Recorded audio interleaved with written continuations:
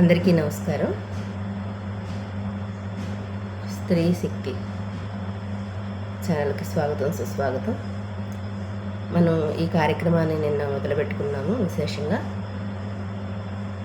ఇందులో ఈ పూట మంచి మాట మన స్త్రీ జాతికి ఈ వేదంలో పెద్దపీఠం వేయడం జరిగింది. అలాగే ప్రతి ఇంటికి ప్రతిరూపం ఇల్లాలే. అందరం కూడా మన పనులతో పాటు మన కుటుంబ బాధ్యతను కూడా నిర్వహిస్తూ ప్రతి క్షణం మనకంటూ ఒక గోల్ పెట్టుకోవాలి, ఒక లక్ష్యం ఉండాలి అని చెప్పి కోరుకుంటూ ఉంటాము ప్రతి ఒక్కరం. మనకి అందులో ప్రథమంగా ధార్మికంగా ఆలోచించడం అలవాటు చేసుకోవాలి.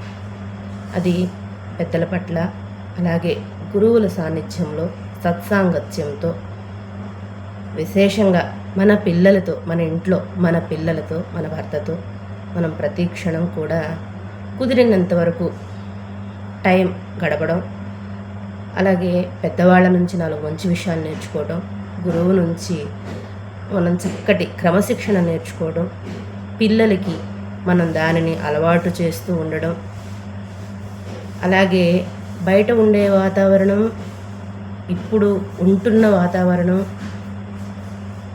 మన ఇంట్లో మనం కోరుకుంటుంది, మన పిల్లలకి అలవాటు చేస్తుంది. అనేక రకాల ఆలోచనలతో మార్పులు చేర్పులు జరుగుతున్నాయి. వాటిలో మనం కొన్ని కాంప్రమైజ్ అవుతున్నాం.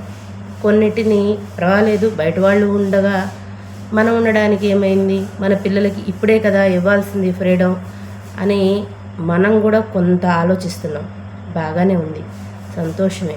కానీ మనం ఇచ్చే ఫ్రీడమ్ మన పిల్లలకి, వాళ్ళ భవిష్యత్తుకి, వాళ్ళకి ఒక ప్రణాళికగా, వాళ్ళకు ఒక సంస్కారం అనేది అలవాటు పడేదై ఉండాలి. అలా కాకుండా వాళ్ళ భవిష్యత్తుకే వాళ్ళకి విఘాతం కలిగించేదిలాగా ఉంటే, వాళ్ళకి రేపు భవిష్యత్తులో అలా ఉంది, ఇలా ఉంది, అలా జరిగింది, ఇలా జరిగిందని మనం క్వశ్చన్ చేయడానికి ఈ ప్రపంచంలో ఏమీ ఉండదు. మొదటి పాత్ర తల్లిదే. ఖచ్చితంగా పిల్లల వస్త్రధారణ దగ్గర నుంచి, అలాగే వాళ్ళు తినే ఆహారం, వాళ్ళకి బలమైన ఆహారం ఇవ్వాలి. ఇవాళ ప్రతి పిల్లలు 9 నుంచి 10 సంవత్సరాలకే రజస్వాలు అవుతున్న తర్వాత వాళ్ళకి తొందరగా బలం తగ్గిపోతుంది. ఇలా జరగడం వల్ల వాళ్ళకి బలం తగ్గిపోతుంది.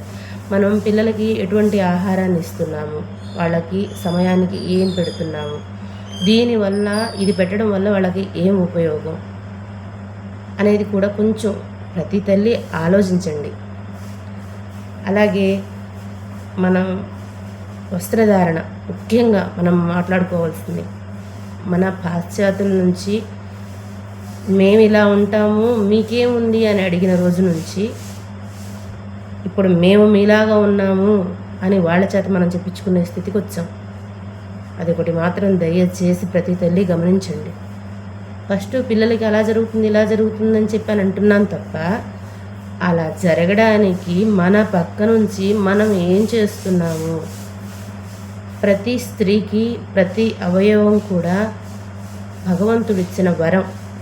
దానిని ఎట్టి పరిస్థితుల్లో కూడా చాలా జాగ్రత్తగా కాపాడుకోవాలి. అది కాపాడుకోవాల్సిన బాధ్యత మన మీదే ఉన్నది. తల్లి బిడ్డల్ని కాపాడుకోవాలి, తల్లి తల్లినే కాపాడుకోవాలి. అలాగే పిల్లలది, భార్యది రక్షణ భర్త చూసుకోవాలి.